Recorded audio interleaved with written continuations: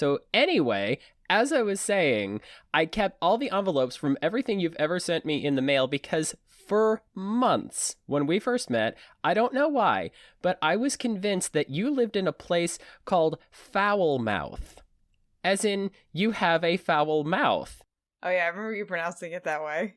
I thought it was funny. I just enjoyed the idea that there is a town out there called Foul Mouth, and that the town motto is go f*** yourself, because people curse at each other all the time. I mean, I don't know of that town yet, but it very, very, very likely that it exists out there. The world is a large, vast place, Jeff. So I think that it's probably out there. You just have to look for it. And visit it. You're probably the only person they're probably like 3 people who live in Foulmouth, and they're all old elderly men. And they just like to eat saltines and drink tea and be vaguely racist while they wait for their ass to fall out. Yeah, that sounds about right. That sounds like a great vacation. I would go there any day of the week.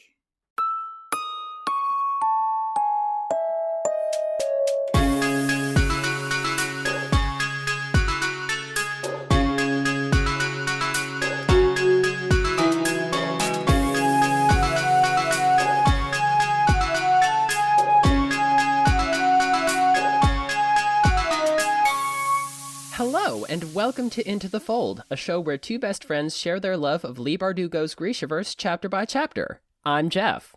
And I'm Juliana, and this week we are talking about Siege and Storm chapters 9 and 10. Welcome, listeners. We're so happy to have you back. Yay! We are happy to be back, and my hair is pink.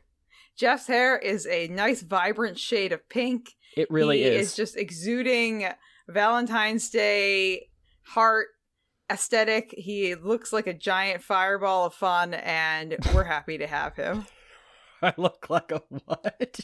A giant fireball of fun. Okay. The category is giant fireball of fun. Think pink realness. I mean, honestly, that is a great drag category. I think that any drag queen out there would kill that category. Every drag category can be a great drag category if you really sell it. That is the key. No matter how ridiculous it sounds, you can sell it if you have the right hook. And 14 seasons of RuPaul's Drag Race, not to mention God only knows how many seasons of how many other series of Drag Race there are now. There's one in every inhabited country, I'm pretty sure. Yeah. UK How many are there now? There's US, Canada, Spain, Italy, Holland, UK, Down Under, Thailand. UK just did UK versus the world. They've got All Stars in America. So there's like 10 or 11. And now it's to the point where they're all releasing seasons simultaneously. We used to have to wait 9 months, it felt like, to get a new season of Drag Race. Now you don't even have to wait 2 weeks, and some of them run at the same time. Yeah, we just have so much fabulousness. So much. Well, Jeff, I guess the good thing is that I felt like these chapters that we're going to talk about had some of that drag queen realness to them, and that drama, my friend. Oh my gosh, let me ask you this question. Yeah. Do you like triangles? I love a triangle. I love, like, what is that? It's not a 90-degree angle. It's an 80. Is it a 30 45? Angle? 45. Is it? I don't know the angles of triangles. Give me 3 of those 45-degree angles and I'm a happy girl. There we go. That probably makes a triangle. Yeah. Probably. We're good at math. I'll ask my brother. He teaches math. Anyway, we are talking about chapters 9 and 10, as Juliana said, and this is the part. Last week was the part where it started to get harder for me to defend Mal to you. Now is the part where we have this triangle of fuckery going on, and Alina's here, Mal's over there, Nikolai's over here. And we just, you know what? Let's not wait anymore. Let's do the news from the front so we can get into this. I think that's a great idea, Jeff. Woo,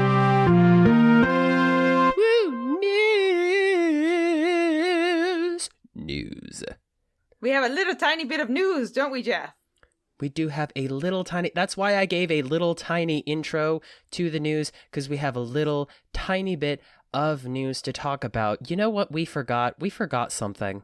Do you know what it is? Forget? Last time we were here recording an episode together, as soon as we were done, we went and we recorded a really fun crossover with our friends Spencer and Jess over at Twilight Pod.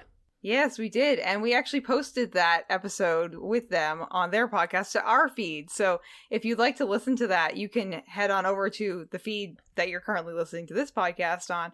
Or if you want to go give them a little tick on their listening tally over there, you can head to Twilight Pod, which is which is lowercase TWI and then uppercase LIT. Because apparently Twilight is all lowercase letters on the cover, and I learned that. I can't believe I didn't know that either. I never thought about it. Never even crossed my mind. I've read those books when they came out. I've known them for a really long time. Never did I even realize that it was fully just lowercase letters on the covers. It's funny. Their show has, as the title will suggest, they've been doing more or less what we've been doing, and they actually started before our show did, but they've been doing it with the Twilight books because Jess is a lifelong Twilight fan and Spencer had never read the books. So now they're taking that journey similar to the one we're taking with these books, but they're almost done with the Twilight books. I think we actually talked about this in our episode. We tried to spend an equal amount of time talking about the Grishaverse and our experience with Twilight, but I think they are getting close to being done with the Twilight books, and then they're going to move into other YA kind of books. Yeah, and we might be doing some more collaborations with them as they move forward, because we really loved having that episode with them and just acquiring them as our friends now. So it's thank true. you. Our network of podcast friendship is growing. Yeah, we have Sombra y Cuervos, we have Twilight Pod now, we have our friends at That Pretentious Book Club. Yeah, shout out to Wheezy and Dr. Spoon's Palermo. They keep reviewing the books. On just a brief side about That Pretentious Book Club, we did Six of Crows with them. I think we've talked about sometime doing Crooked Kingdom with them, but they keep doing... Lately, they've been doing books that I've been meaning to read for a while, but never did, or books that I was supposed to read in school, but I didn't. Oh, you naughty boy, Jeff. You naughty, naughty boy. I did not read the books in school. That's okay. I've written many a book report in school with only reading the back cover of the book. I remember when I was in college, my freshman roommate, we had to write like a 1,000-word essay for one of our first year. Yeah, what's it called? Is it college? Are you a college freshman? College admissions essay? It was something for one of our basic level classes. Oh, is it AP classes? No, it was in college. She was my college roommate. It was our first year in college, and we had this like basic English class that we all had to take as a gen ed. And she was like, "I don't think I can write 1,000 words." I was like, "Laura, let me teach you the lessons of the bullshittery and how you can add in all these extra words and make it as long and take the same sentence and say it like 3 times in a row, but 5 different ways, and make it sound like you're smarter than you are." So needless to say, she hit her word count, and we were good. So everything was fine. Well, there you have it. Yeah, it's the fine art of bullshittery, Jeff. You want to talk about bullshittery? We said there was hardly any news, and we are now stretching this out by talking about whatever we feel like talking about. I know. This is more like the rant zone. Yeah, what we meant was there is very little news about the fandom. We didn't mean we weren't going to talk for a long time, which we're obviously determined to do. Yeah.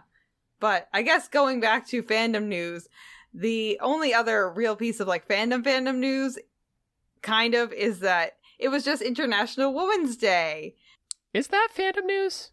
I think it is, because we have a lot of really awesome women in this book. and in these books. And I think that it's great to just celebrate how fabulous they are. As we go forward with the books, we're going to get even more amazing women on top of the ones that we already have. So we're really excited to bring those lovely ladies and female identifying friends into the fold with us here. But Jeff, do we have a favorite woman so far? Who do you think our favorite person who is a female identifying person is thus far? I think I have an idea who it could possibly be. Why don't we say it together? Okay. And a 1, and a 2, and a 1, 2, 3. Tamar! Beep, beep, beep, beep, beep. We love Tamar. She's just, I love her she's so amazing. much. She's so great. And she's even better as we go forward in these chapters too. So she's one of the people in these chapters that I was not mad at. So that's great. That's a good thing. And I will say it repeatedly. Tamar can get it. Her brother can get it. Yep. Most of the characters in this book, they hot. On the show, them actors, they can get it. They hot. Yes, they are everybody's type. Okay, so listeners, our only last piece and the most exciting thing on our news this week is that this coming Saturday, the 19th, is the one, the only, the fireball himself, Jeffrey Hutton's birthday. He's going to be an old man. He's very excited. He just... Oh my God. Okay, you started that off with such promise, and then you were like, he's going to be an old man. He's going to be an old man. Just very, very, very old. Jeff, how do you feel about being old? Kind of cranky. Like I want to just drink tea and eat saltines and do my crossword puzzle and just tell people that things aren't as good as they used to be when they were kind of always shitty. Yeah. You're going to go move to Foulmouth. Yes, I'm going to move to Foulmouth and become the mayor. The mayor of Foulmouth. Yes, I will be the mayor of... You know what? I will be the mayor of Foulmouth wherever I am at. Okay? No, but for real, on my birthday, my wife and I are going to be at an anime convention in Evansville, and I will be volunteering most of the time because she asked what I wanted to do for my birthday, and I said that. 2 years ago, before the pandemic made everything not happen for 2 years. Yeah. I'm sure everyone's going to be so excited to be back at Comic-Con too, so that'll probably be a really fun experience. Oh, I don't doubt that. Yeah. Well, Jeff, I hope that you have a lovely birthday. And obviously, Jeff and I will be talking. Yes. Anyway, so I'm sure. Happy birthday. Yeah. But okay, so next we will get into the voice of the people. Okay, listeners. So we have some exciting news because we have not updated this recently, but our Grisha tally has been updated. We have some new people who are joining us in our Grisha tally. We have 4 new Etherealkai. We have a crystal dragon and their husband. We have Meredith, and we have Cat Blue 37. So those 4 people are joining us in the Etherealkai category, bringing their total up to 15. We did not have any new Corporalkai, so they are still at 11. And then me and the rest of the Materialkai are still at 5. You know what we should do? Now that we have... The Etherealkai have pulled so far ahead of the Corporalkai and the Materialkai that we should go in and we should figure out amongst those 15 Etherealkai, how does that break down? Because we just got 3 Inferni and 1 Squalor. So we should check how many Inferni, how many Squalors, and how many Tidemakers. Because I feel like we really don't have... Unless I'm just remembering wrong, I don't feel like we have that many Tidemakers. No, I don't think we do. I think that would be interesting to find out. So, listeners, if you have submitted yourself to our tally already, just let me know over on Instagram what suborder you are in the Etherealkai category. Or, if you'd like to have yourself added to this tally, just let us know either on Twitter or Instagram, or send us an email at intothefoldpod@gmail.com, and we will add you to this tally. And maybe at some point we will do something with this tally, Jeff. I don't know what it will be. Maybe we'll have like a contest between the 3 orders once we get enough people in each of them. I don't know. Listeners, if you have any ideas, you can let us know about that as well. But Jeff, we have one more thing from the voice of the people. What is that? We got a review, and normally the reviews that we read on the show are through Apple Podcasts because it's one of the few channels that our show goes out through that actually allows you to write written reviews. A lot of people will know already that on Spotify, they've started doing a star rating system, but they have not yet let people write written reviews that have actual words. So when a crystal dragon added herself and her husband to our Grisha tally, they also said, I gave y'all a 5-star review on Spotify, but I wanted y'all to know you're one of the few podcasts I've listened to, but my favorite by far. Yay! That was so that nice. Could be 2, that could be 3, it could be 100. I prefer to think, in my head canon, this is canon now, a crystal dragon has listened to 100 podcasts because they're hoarding podcasts, because, dragon, and out of 100 podcasts, ours is their favorite by far. Yeah. If they are Smaug the Dragon and the podcast they listen to is that giant cave of gold, then we are the shiny egg, whatever that thing was that the Hobbit goes in looking for. I don't remember the movie that well. Oh, yeah, they go to the Morag. Sure. They go to the Morag. That's where Gandalf lives. Sure. That sounds right. And Mel Not Mal is going to be thrilled that I'm making a reference to the Lord of the Rings universe, and probably not thrilled that I am not remembering any specifics at all. Do you know what the relationship between Bilbo and Frodo is? He's his uncle. Darn, you do know. I thought they were dating. You thought that... What? I thought they were dating. Why did you think that? Because he gave him a ring? That's just what I remember. I watched these movies in like 6th grade, and I actively blocked them out of my brain, and I have not watched them since. Wow. Okay. So I thought they were dating. Okay. First of all, Bilbo, Baggins, Frodo, Baggins, that didn't throw up any red flags for you? They could be married. You don't think they would have made a point of stressing that? I don't remember. Okay. I am eternally grateful for what you are doing right now because you're actually taking the heat off of me. It's one thing for me to admit I don't remember the names of stuff. It's another for you to create something that could not possibly work in your headcanon. So Mel Not Mal is now going to be much more furious with you than me. Oh, so Jeff, just as a side note, so I actually recorded for Mel what I thought Lord of the Rings was about, and she actually shared it with our friend Ryan, who has his own podcast called Geek Speak, and they actually played it on the recent episode that came out yesterday, and he had his co-host react to what I thought Lord of the Rings was about. Oh my god, I have to hear that. Was that the same Ryan who sent you guys all that stuff for Puffcast? Yeah. But he's smart. Yeah, he's a really smart guy. Shout out to Ryan. Go check out that show that he does. I haven't listened to it, but hearing all the stuff he sent you guys for Puffcast when you guys were catching up on Fantastic Beasts stuff, wow. Yeah. He is a smart cookie. He does Geek Speak podcast, and yeah, we had him contribute to Puffcast, which was awesome. And yeah, Mel sent him over my voice message of what I thought Lord of the Rings were. So listeners, if you want to be offended by what I think Lord of the Rings is about, go ahead and listen to the most recent episode of Geek Speak podcast, wherever pods are cast, and you can hear me tell you more about the Morag.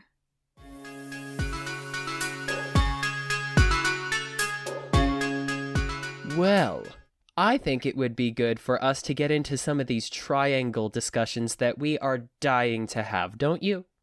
I am just ready for some pointed discussions, Jeff. I just wish that I had some of those triangle-shaped chips to eat while we're talking about these triangles. Sets the right mood, you know? Yeah, it definitely. And listeners, what we're going to be talking about is chapters 9 and 10. So if you have not read these chapters and you don't want to be spoiled, maybe stop here. If not, carry on. If you have not read the chapters, worry not. We will be providing summaries, and Jeff will be providing the first summary for chapter 9. So here's what goes on in chapter 9. So they have just survived the fold. Nikolai has announced that he is Nikolai and that he has brought the Sun Summoner back, for which he is understandably kapunched by Alina. The crew makes camp and tries to work out their issues. They do a bad job. Mal and Alina argue because punching Nikolai, while satisfying, was probably not a wise move. Alina tries to explain her new connection to the fold, but she doesn't do that either because she doesn't understand it that much herself. Nikolai decides to tell the truth about why he puts on the charade of being Sturmhond, but everything he says sounds like a lie because literally everyone in Alina's life keeps doing that to her. It turns out Nikolai actually wants to be king for the right reasons, so he tries to persuade Alina to help him unite the armies and the country by marrying him. Mal doesn't like that, and producing an heir. Mal really doesn't like that. Alina agrees that they should go back with Nikolai and think about his offer, but she wants command of the Second Army in exchange. Mal is insecure, surprise, surprise, and wonders if Alina's determination to save the country will make her eventually forget about him. Or maybe he's just afraid that she will fall in love with Nikolai. Who knows? I mean, I hope she forgets about him. I know you do. These chapters enraged. Oh my god, I was enraged. Both these chapters like set a fire within my soul and kind of inspired the game that we're gonna play, Jeff, in a way. And I just wow. Oh, I bet. Wow. If you thought I hated Mal already, I really hate him now. Like, I have this, like, just thinking about what we're gonna talk about now, Jeff, my soul is like burning. It's like You know, up until this point, I've said it's getting harder and harder to defend Mal's behavior. We are now at the point of, I'm not going to defend his behavior. I understand why he's doing what he's doing. He doesn't want to get left behind and forgotten about, and he doesn't want the only person he's ever loved to have this great new life that has no connection to him. I get that. But he's going about it the wrong way. And if anybody would, like, even if Tolya, you know what I want? I want Tolya to take him aside and say, look, bruh, I don't say much, okay? And I don't like getting involved in other people's business, but I've been watching you guys on the ship for a bit now, and I gotta be honest, you're not handling it well. This is some weak sauce, Mal. You are serving up some weak sauce, my friend. You need to just kind of take a step back, get perspective, and just try to find a purpose that isn't connected to this girl. Yeah, it just frustrates me so much, Jeff, because he doesn't really even care about Alina until she's taken away. And I feel as though he, up until this point, because of all the circumstances that they're in, obviously right now, they're kind of in a weird circumstance, was kind of able to live his life and do whatever he wanted, have his girlfriends, have all these other things, and really pretty much do whatever he pleased. And Alina was kind of watching him the whole time and being shoved to the side, and then all of a sudden she's gone, and he's like, oh no, the one person I've always loved, though she's been sitting right there and I've ignored her whole entire life pretty much. Oh no, the person I'm really good at ignoring. Oh no, she's gone. Too true.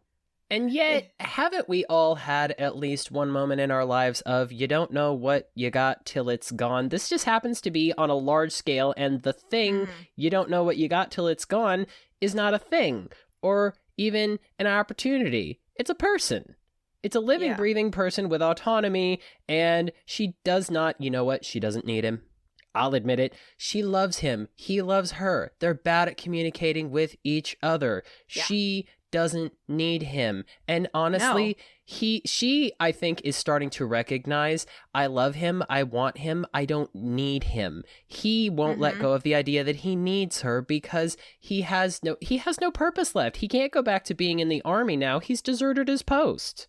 Yeah, I just love his rationale too when we get to that point in this chapter too, Jeff. He's like, he gets, is that chapter, this chapter or the next chapter? I think it's actually the next chapter because it's the next chapter where she asks him to be part of the guard. Oh yeah, because that, so we'll save that. You're right. We talked a lot about Mal, and there's going to be plenty more Mal bashing to go around. Let's kind of shift focus for a moment. Let's talk, you love Nikolai. I love Nikolai. Oh my gosh. He is a complex character, and I love that about him too. Because we've got to know him as Sturmhond. We fell in love with him that way. Now we're getting to know Nikolai. And this is a complicated introduction to a lovable character. Yeah, he's someone that you hate, but absolutely are drawn to and love at the exact same time. He's so irritating, but you want to be around him. Like, that's what charisma is. Yeah, you're just so annoyed by him, but you're like, I want to spend every waking minute in your presence, even though you annoy the living crap out of me. Yeah, he's magnetic. Because I found myself in reviewing this chapter thinking, okay, take a shot of kvass every time Nikolai says, let me explain, let me finish, okay, hear me out. Because he's now, it's like I said in the summary of the chapter, he is telling the truth now. But Alina has been through so many things like this with other people who turned out to be double-crossers, and everything he's doing now seems super suspicious. So she can't just take his word for any of this. He lied about his name. He lied about his face. She doesn't even know if the face she's looking at while he's talking is the same one she's going to see tomorrow. Yeah. Well, and he's talking to about all the lies that he's lived his entire life, about the fact that most of his crew doesn't even know that he's Nikolai, and only a select few of his crew actually even know. And he has his stand-in being paid to be at college for him right now. He's lying on that front too to his family. They think he's at college, and he has someone who both Jeff and I agreed that we want this job. Yeah, can I get the job of being pretending to be a prince and drinking and going to college again, and I get paid for it? Can I have that job? Yeah, I mean, like, that sounds like a pretty, like, plush job, Jeff. I definitely would like to be in the running for that. But I feel like between the two of us, you might win, because you're definitely a little bit more charismatic and also male presenting. And I am definitely much more female presenting. So I don't know if I could carry the Nikolai look, you know. I think you could do it. I'd need some good contouring on my face, I feel like. Trust me, I think you could do it. It could be done. Okay. I'll take the job then. Thank you for interviewing me. I will take my job. I will be going to college and I will be being paid. Thank you very much. Now, he does have a point about hiding his true identity when being on the ship, because I remember hearing about a lot of members of, like, the British royal family, they have to do military service, and a lot of them, they don't just do the kind of thing, like, he talks about his brother Vasily, which, by the way, can we not? I don't want to meet him. We have to meet him. I know we have to meet him. Can we just not? Can we pretend that we don't have to meet Vasily? I hate him.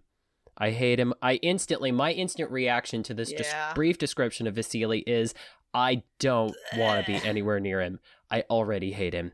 Yeah. I mean, it seems like the rest of Nikolai's family is trash. They're bad. I mean, we know all about his father. We know a little bit about his mother, who we've only really heard kind of trash things about so far. So it's no wonder he wanted to get away from them and do other things. So I guess when you look at it that way, it makes sense that he had to hide his identity, because he says himself, he didn't want to just take a command post and hang out in a tent all day. That's useless. He wanted to actually get out there and do something real. So he has a point about using a fake name while on his ship, because I was saying a minute ago about the British royal family, when they do their military service, a lot of times they have to use code names when they're actually out on the ship so that the enemy wouldn't know that that's who's there.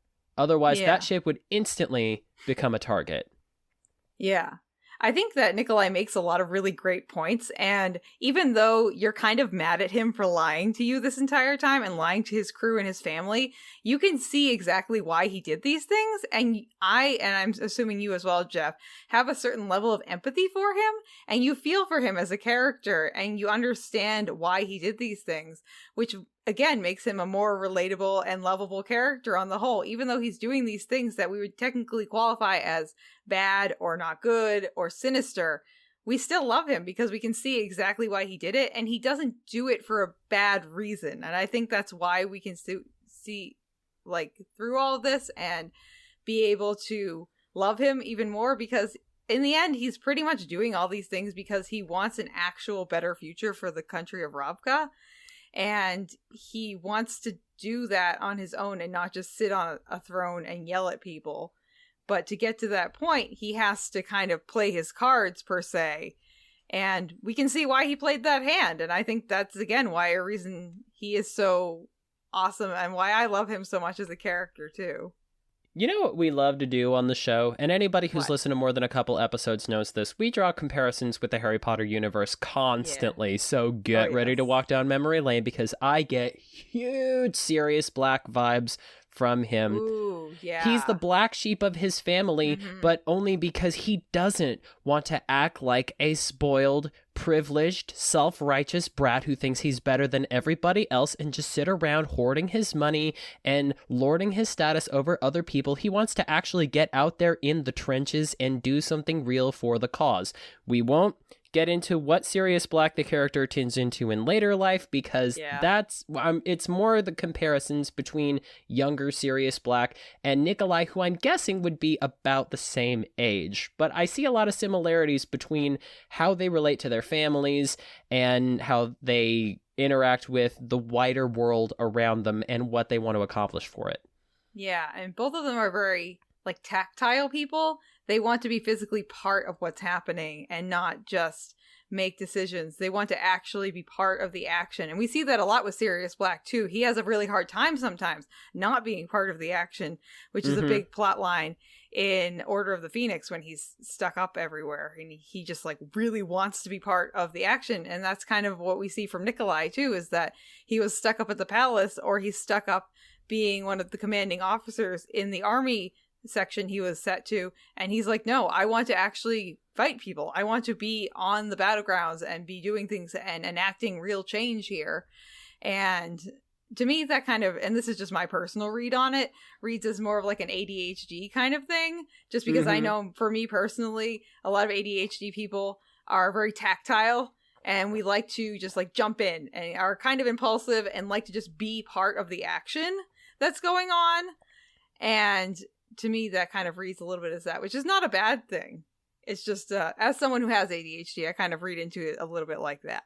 I think that's a very accurate and succinct summary that you just gave there. A lot of that, it does fit. And I think people have had that discussion about Sirius Black and certain other characters in that universe about whether or not they may be ADHD or certain other. I know that there certainly has been a lot of discussion about whether or not characters in that universe may have certain conditions or certain obstacles that they live with. And I'd be fascinated to see somebody attempt to do likewise with the characters in this universe as well.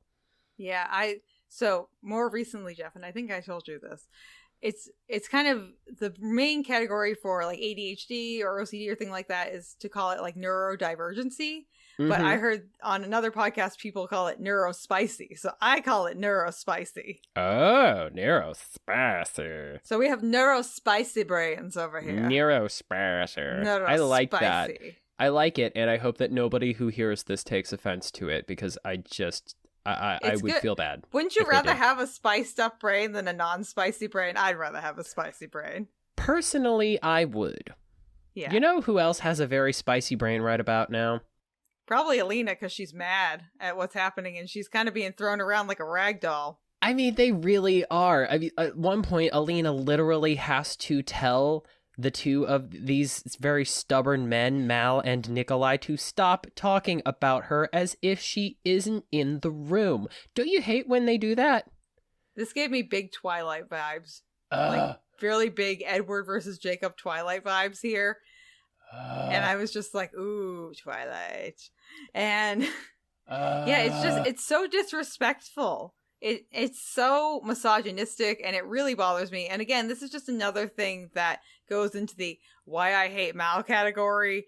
And it doesn't look good on Nikolai either. I mean, granted, I said I love Nikolai, but it's he makes bad decisions as well. They are both trying to insist that they know what is best for her for different reasons. Mal is saying, we have a history, we have a legacy, we connect in a way that neither of us will ever connect with anybody, and we don't want to be part of your stupid, messy war anymore. Stop treating her like an object. And Nikolai is saying, you have absolutely no perspective on what is going on. The world will be destroyed. This country will be destroyed if we don't do something about it. So even though I'm sure none of us want it to go down this way, this is what we have to do. So you need to get some perspective on not letting the whole world go up in flames. I'm not trying to take your girlfriend. I'm just trying to hold up an entire country. What have you ever done?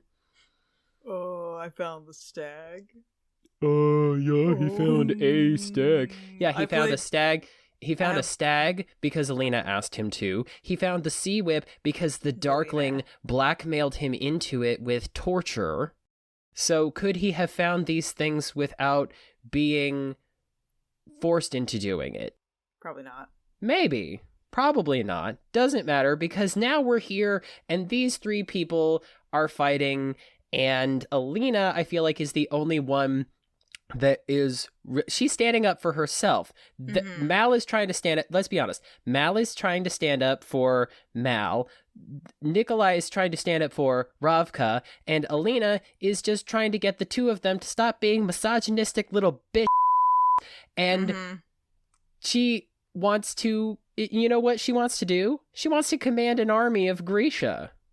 Yeah, and I think that's awesome. I think she's the perfect person for it. You know what? Good luck with that, because commanding that army, thank goodness she won't have to deal with Ivan, because Ivan has deserted to join the Darkling. FYI. Yeah. FYI, and that's all we're going to say. It's in one of the earlier episodes. Figure it out. Anyway, what I'm really thinking is, even with Ivan gone, she's still going to have to figure out how to command Zoya Nazyalensky. Would you want to tell Zoya Nazyalensky what to do? I would not. Yeah, that's definitely going to be a challenge. She does not listen to anybody unless they force her to, and even then, it doesn't usually go that well, because she is very, very powerful, very confident, very independent, and yet I feel like there's this soft little nougaty center of Ravkan pride and family issues that we have definitely not gotten into yet. Not yet. But anytime, even just... Stay tuned. Even just what we've learned about Zoya so far, I can't help but feel that with characters like this, there is always going to be that moment where you realize, oh, they actually have thoughts and feelings and a perfectly good explanation for their less admirable personality traits. And when you learn that, you usually think, oh, I feel like kind of a now. Yeah.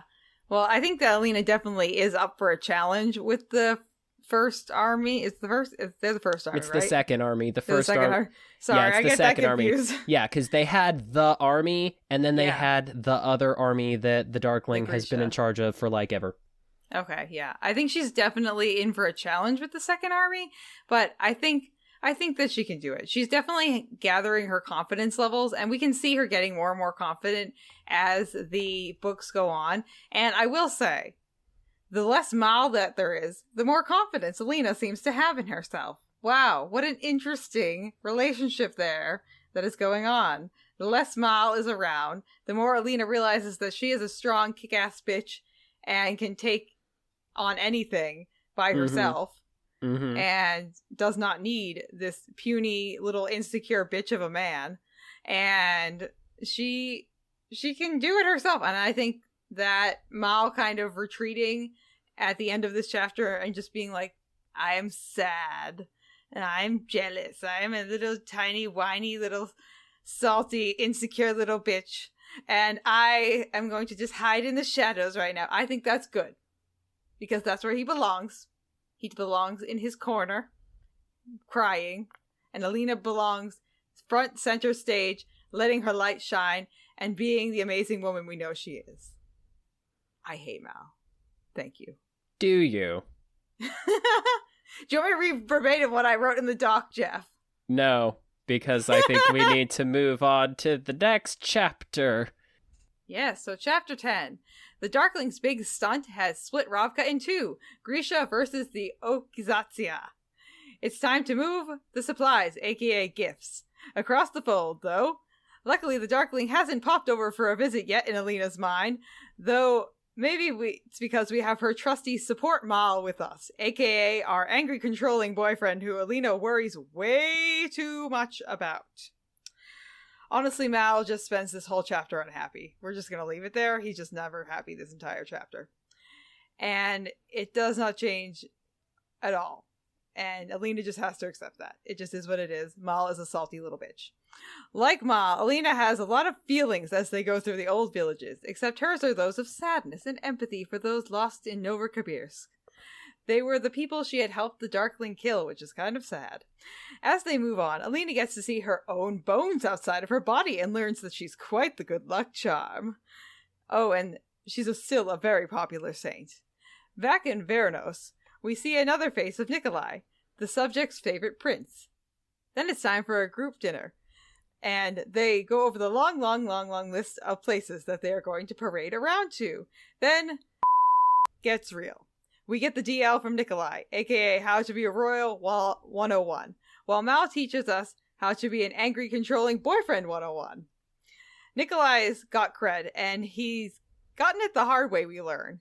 And then it's time for an Alina Parade, and Alina really hates this. She does not like being on this Alina Parade, and Nikolai is truly living his best life right now in this chapter, bringing all of the drama with the sunsets and the sunrises. People on their tour hail her as a saint, which she absolutely hates, but she hates the apparat's creepy pilgrims the most, as do we. The pilgrims are looking for Alina to save the world, and she protests because she doesn't want to do that. She wants to save the world. Oh, oops. They want her to save the world with, like, some kind of divine power that they think she has, because the apparat has convinced everybody that she was reborn as a saint. That's not how, it's not what they want her to do, it's how they want her to do it, because she wants to do it by uniting the armies, uniting the country, defeating the Darkling, fair and square. She doesn't want to be the savior of mankind. She just wants to be a really awesome regular person who stepped up and did what needed to be done. Well, this is kind of the point in the books where we really start to see Alina grappling with who she thinks she is in her head versus who she actually is, because I feel like in the first book she's kind of coming into the fact that she is a sun summoner, and she is having a hard time accepting that, and doesn't really have much proof though as to how powerful she is as a sun summoner. But now she, like, legitimately is a very powerful sun summoner, and she's still in her head is like, I am crap. I can't do anything. I am not this person they're asking me to be. But then in reality, she's, like, blowing up ships with the amount of warmth that she can create, essentially. And she's very powerful, and she just doesn't want to accept the fact that maybe she actually is even, like, a little bit of what these people think she is. Right. And once again, it all comes back to scale, because we can all relate to having that inner saboteur that makes us think, oh, we're not actually good enough at what we want to do. Maybe we're not actually meant to have the things that make us happy. We can relate to that, but we can't relate to exactly what it is that she's trying to be good at and exactly what it is she wants to accomplish, because it's on a much larger scale than any of us ever have or ever will have to actually do. Yeah, and she just has it being pushed on her in some really, like, bizarre ways, especially with the pilgrims asking her to do certain things and, like, seeing her bones being sold, quote-unquote, outside. It's kind of a weird way to see how your power has affected people and their morale. Yeah, and I guess people assume that when she was reborn into a new body, because nobody seems to question that she is still alive, and yet at the same time her bones are for sale. Yeah, they must think that she either created her own new body or her soul went into someone else's body or something. I'm assuming they're thinking that her soul, like, escaped that old body and created its own new one, because there's no, some people should have seen her beforehand and seen that she looks the same now as she did before, essentially. Girl, I don't know. Just don't hold your breath for a lot of discussion of what is a soul, where does it come from, where does it go. They really don't get into that. No. The closest we get is that Grisha live a lot longer than most people do because using their power rejuvenates their body and keeps them going, but they are still mortal creatures who are more than capable of getting killed, and they do. They get killed. A lot of them do. Sometimes you don't get killed. Sometimes you're just in Ravka minding your own business, and this giant shadow's moving towards you that's probably nothing, and the next thing you know, you don't know anything because you're a Volcra. Yeah. What do you think is worse, though? This moment where they're traveling along the road and she sees the names and the ages of all the people who perished, like children all the way up to very elderly people, like people who legitimately died before their time or in ways they didn't deserve to, or seeing Volcra who are alive and yet have no awareness of themselves and they're stuck that way.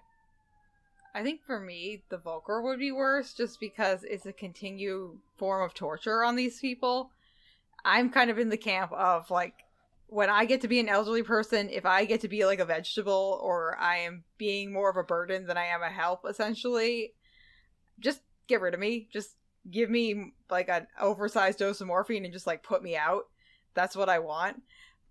That's kind of the camp that I'm coming from. Granted, I do work in elderly care and I see a lot of things a lot around elderly people, so I have a lot of opinions just based on my job, but I definitely feel such a level of empathy and sadness for these Volcra, because I'm sure on some level they can remember being a human or have some kind of humanoid brain function inside of them, and especially if you were part of the original like swipe of Volcra, of the people who were turned into Volcra and not just like born as Volcra, then you definitely recall something, and it's just a form of torture that is inhumane, I would say, and I don't think that that's good. I would personally rather just be killed. I'm inclined to agree with you. It just, even if I don't really have an awareness of myself, like the same feelings or memories or anything like that, it just objectively, I feel more comfortable knowing that my soul had gone on to wherever and my body was destroyed than to think that my body had been turned into something that causes destruction because it's incapable of keeping itself from causing destruction. I think that definitely seeing all the names of the people and the ages and everything is really sad. And that was a moment that kind of made me mad again at Mal, because Mal's trying to rush Alina through here, and he's like, Alina, come with me. And he's trying to be kind of okay and make sure that she's not emotionally draining herself in a way, but she clearly tells him that she wants to stay here with these people's remembrance items and notes and kind of like makeshift headstones, I guess I would call them. Yep. And just reflect on the lives that she actually kind of took away in conjunction with the Darkling. And I think it's a good thing for her to kind of reckon with that and really feel those feelings, as opposed to what Mal is trying to do and just get her to keep moving. I agree, because we see these stories from Alina's perspective because she's narrating what's going on. So we are seeing what she's thinking and how she's feeling because she's telling us as it's happening. So we are inside her head. Mal isn't. But with Mal in moments like this, he thinks he knows Alina so well that he thinks, if I let her linger here, then it's just going to be worse for her because it's just going to make her feel even more sad and depressed, and she's had more than enough of that. So I need to just try to get her away from it. Yeah. I think that he knows the Alina that was back at camp in the first book. And he is having, as we'll go forward, a really, really, really, really, really, really hard time accepting this new evolution of Alina and accepting the fact that she's not that weak little girl that he remembers from the orphanage and from being a map maker. She's a kick-ass bitch who's ready to show up and show out, and she has her own autonomy. That's a perfect way to put it. He knows the old her. He doesn't want there to be a new her because she's becoming the new her without giving him a chance to get to know who that is because he doesn't feel connected to it. Yeah. And well, I think a lot of it too is that he sees this happening and he kind of goes on the defensive and just doesn't want to accept it. And she's trying to explain things to him, but he doesn't want to hear her. And it's just sad. And you know what? Nikolai is just as complicated as Mal, especially in this chapter, because in 1 minute, he's trying to get Alina to act right for the sake of their plan. And then the next moment, just when you're starting to get really mad at him for expecting Alina to just do everything he says in the moment, next thing you know, he's telling you these stories about when he was younger and why he does the things that he does, like why he wants to actually do military service, what he actually wants to accomplish for Ravka, people he's gotten to know, why all this is so important to him, why his family will never understand what it really means to be in charge of other people. And then it makes you think, oh, he's so vulnerable and so honest. I love him. And then the next thing you know, he's like, sit up straight, smile, wave at people, make them like you. And you're like, he doesn't want to do that, dude. Yeah, Nikolai he's just such a complex character. And I think that's why I really love him too, because I love a troubled, complex, but still like lovable character, which is why I like Dumbledore so much in the Harry Potter books, because he's got multiple facets to him, and you can see why he's a bad person, but you can also see why he's a good person. And that is a lot of what Nikolai puts out. You can see all the bad things that he's done, and you can also see all the good things that he's done. And you can't really come to a full conclusion as to whether you would put him in like the bad guys category or the good guys category. And he's also in this chapter being like woke but misogynistic at the same time, and you're like, what is going on?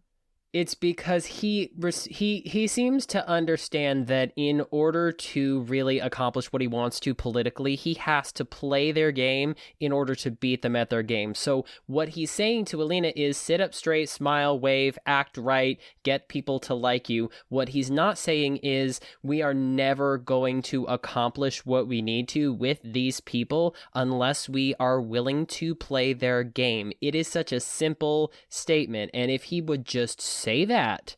Yeah. See, this is again where we're similar to Mal. He could really just with a few simple sentences, being completely honest about what's happening and why, he could clear up so much.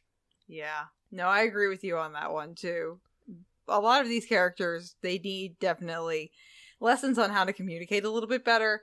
Again, we will say they're not very old. I did actually look up the ages for Mal and Nikolai, because in my head, Nikolai was acting a lot more mature than Mal is in these chapters, and I was like, there must be a huge age difference. There's not. Mal is 18, and Nikolai is said to be about 19 or 20.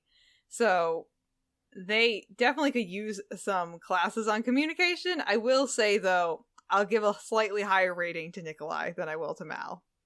I think Nikolai gets a little bit better with his communication. I don't have high hopes from what I remember from Mal. Well, at the end of the chapter, Mal does start to show signs, because he is a little bit, he's more agreeable. He's much more agreeable at the end of chapter 10 than he was at the start of chapter 9, because he does at least agree that if Alina needs him to be the captain of her personal guard when they get back, he'll do it. Yeah, he only takes like a week to decide that, though, and actually say any words to her. Yes, because he has to brood. If he agreed, you know what, honestly, it would, based on what we've seen so far, it would be out of character if he were that charming and that agreeable that quickly. It just, it fits with his character. Yeah, immature little whiny bitch. Sure. Go nuts. Hi. Hi. Hi. You know, the last thing I have just as an observation about this chapter that really makes me feel kind of icky is when Tamar is talking about how the Shu think of being a Grisha as something physical that you can examine. That makes me feel really nervous. That makes me feel like there's experiments going on, like they're keeping them Because we've learned a little bit. Up to this point, we haven't learned that much about how Grisha are viewed in other countries. But I get you get the feeling with this moment with Tamar that they don't treat Grisha in other countries the way they treat them in Ravka. They're certainly not setting up armies of them, because if every country had their own army of Grisha, then you would have heard about them. Like how strong the other countries' Grisha militaries are compared to Ravka's Grisha military. That's part of what makes this whole thing with the Second Army and the Darkling and all these other folks, that's what makes it unique. They're the only ones trying to weaponize the Grisha as people. But the way that Tamar talks about the Shu thinking of being a Grisha as something physical makes me worried that they're not letting the Grisha do things, but they are trying to harness their power. Yeah, like it's an item that you can kind of acquire their power, and that definitely is not a good look for the Shu people. Like, if they can figure out if the non-Grisha can figure out what the source of a Grisha's power is, they can extract it, and they can use it for other things. I really don't like that. That makes me feel icky. Yeah.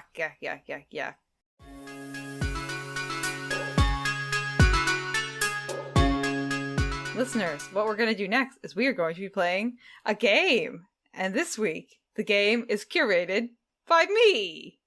Hooray! I saw a document in our folder that said I'm not allowed to look at it, so I followed instructions and did not, but I am really excited about whatever this is. Okay, so listeners, I was not able to come up with a catchy name for this game because both of the characters that are involved with this and what they are, I couldn't think of anything. I'm sorry. So we're going to play a version of Who Said That? Mal, Orzhov, and Edward Cullen edition. Oh boy.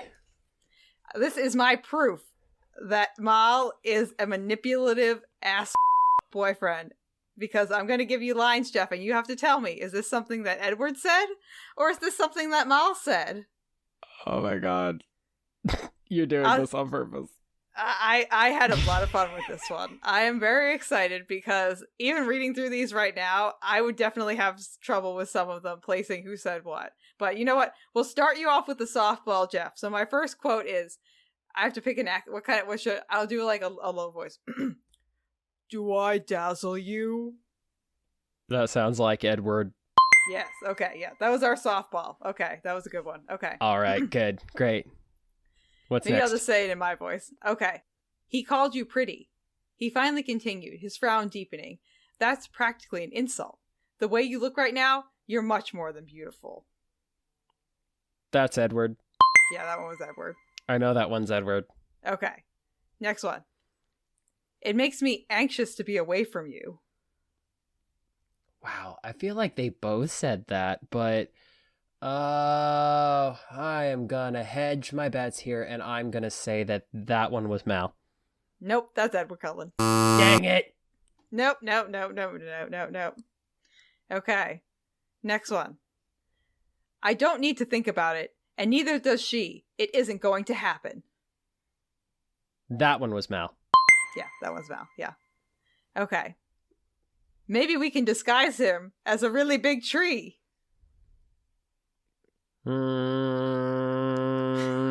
Edward? No, that was Mal. Dang it. So now I'm 3 for 5. Yeah. Okay. He gave a rueful shake of his head. But I guess I'm the same selfish ass I've always been. For all my talk of vows and honor, what I really want is to put you up against that wall and kiss you until you forget you even knew another man's name. There's no way that one isn't Mal. That one's Mal. Yeah, that was Mal. I felt like that one was kind of had like Edward vibes to it, though. Yeah, I can't picture Edward saying that he would put Bella up against a wall, though. Yeah. That would, even for Edward Cullen, that would feel weird. Yeah. I think this is our last one. Okay. There's something strange about the way you two are together. The way he watches you. It's so protective. It's like he's about to throw himself in front of a bullet to save you or something. Okay, now you're trying to trick me. Because I thought this was a game of whether Edward or Mal said it. But what you just said sounds like the way Bella's mom describes Edward. This one is describing someone, yeah. This one is describing Edward because Bella's mom says that. Yeah, you got that one right. Do you know why I got that? Because you just reread Twilight. No, I didn't. Yeah. That line is from Eclipse specifically, and I remember it because it was this... I was surprised they kept it when they made the movie. When we did Twilight Pod with Spencer and Jess, I think I said that my favorite book and movie from that series was Eclipse, and I remember seeing the movie and thinking, oh my gosh, they actually kept the part where Bella and Edward go to visit her mom. But then I thought, oh, wait, duh, they kind of had to keep that because he was trying to get her out of town for a little while. There was a shady reason for that. Yeah. Well, that was all the quotes that I had, Jeff. You did pretty well. I'm impressed. So what was that? 5 for 7? Because I was 3 for 5, then I was 4 for 6, and then I was 5 for 7. Yeah, I think you got 5 out of 7. So 5 out of 7, not bad. You got me with 2 of them, though. That was pretty good, but I think I missed 1 Mal and 1 Edward. Yeah. I will say, though, pretty similar vibes from both the characters when you're reading some of their lines in the books. No, I think your game had an objective, and I think you accomplished that objective. You did prove that these 2 characters are very similar. Thank you very much. Okay, so, Jeff, we also have one more thing before we close out the episode, and that is the question of the week. So for our question of the week last week, we wanted to know what you all thought Sturmhond's true identity was, and surprisingly, we didn't get any answers. So either people just kind of... I think maybe people just thought that either people thought Sturmhond was Sturmhond, or they figured out that he was Nikolai, and the first time we read it, we were just kind of slow on the uptake. I didn't think he was Nikolai. I thought he was somebody, because Sturmhond just sounds like a fake name. First of all, nobody's going to name their kid that, so it's obviously an identity that he assumed for himself, and he's somebody who's going to be important to the story, or they wouldn't have introduced him. Yeah, I remember immediately thinking that, at least at a minimum, Sturmhond was like a nickname for him, and he definitely seemed extremely fishy. So I was definitely suspicious the first time we met him as well, too. So... thank you to no one for getting back to us. We love listening to the ghosts of social media. Hooray. And Jeff, what is our question for this coming week? Our question for this coming week is about the triangle that we were just discussing, because we've been talking about the pros and cons of what Mal wants and what Nikolai wants and how they're going about it and what they should say, what they shouldn't have said. So I want to know, who do you think is being a bigger jerk? Mal or Nikolai? I know who you think, Juliana. Oh, I already know my answer. Anyone who's listened to this entire podcast and has gotten this far knows exactly what my answer is. We've had a lot of pros and cons about these 2 gentlemen today, and we want to know how you guys feel about what Mal and Nikolai are both up to. So, if you have any thoughts on this, we'll have posts going out on our social medias. Feel free to respond in the comments on our Twitter and our Instagram. You can DM us on both, or send us an email if you have any longer thoughts. Thank you, listeners, for joining us for this week. And next episode, we will be talking about Siege and Storm, chapters 12 and 11. I said that backwards, 11 and 12.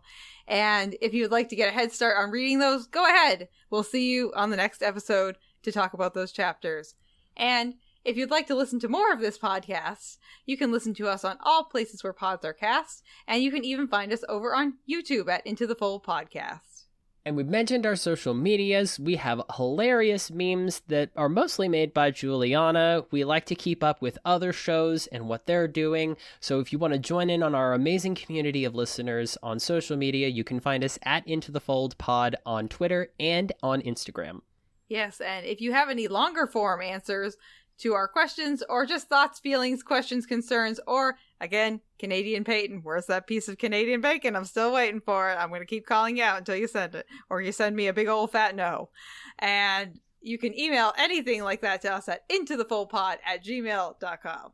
And if you want to do something that really helps us out and really makes our day, if you'd like to leave us a rating and review on Apple Podcasts or Spotify, or if you just want to scream into the void how much you love Into the Fold, DM us on our socials. However you want to go about it is fine. We love to share your guys' thoughts on the show here with our other listeners, and we just appreciate the heck out of all of you. Juliana is making weird faces at me, which is why I paused just now. I'm practicing my eyebrow choreography. Oh, of course you are. Well, listeners, now that we're done with our eyebrow choreography routine, if you'd like to help us out one other way, the best way that podcasts are spread is not by eyebrow choreography routines, but by word of mouth. So if you'd like to tell someone you know who is interested in these books or you think would really love the podcast, we would really love you right on back if you could share this show in person with some of your friends. So thank you for anyone who has also done that. We love all of our listeners very, very, very much. And Jeff, until next time, I will see you in the fold, and I will see you in the fold, and I will see you in the fold, because it's a triangle.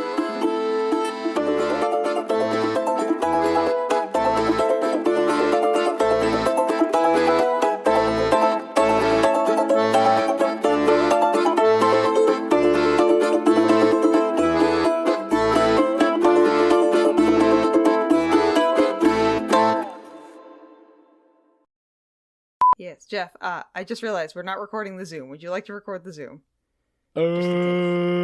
Yeah, sure. Just in case. We wouldn't have missed it. Record it down. Okay. Recording in progress. Okay, we should be good then. Okay. So, are you there, Jeff? Or did you freeze? Okay. You might have froze. I think you froze on me. Oh, goodness. Jeff! Well, it looks as though Juliana has on me. He's in a weird position and he froze on me. dropped off the meeting unexpectedly. Oh, well. Oh, boy. I'm recording on my end. Hopefully. Okay. I can get back on the Zoom in a minute. Da, da, da, da, da, da, da, da, da. Hi. I was singing the song from Belle's Enchanted Christmas. Oh, boy. I have my Audacity running the whole time, Jeff.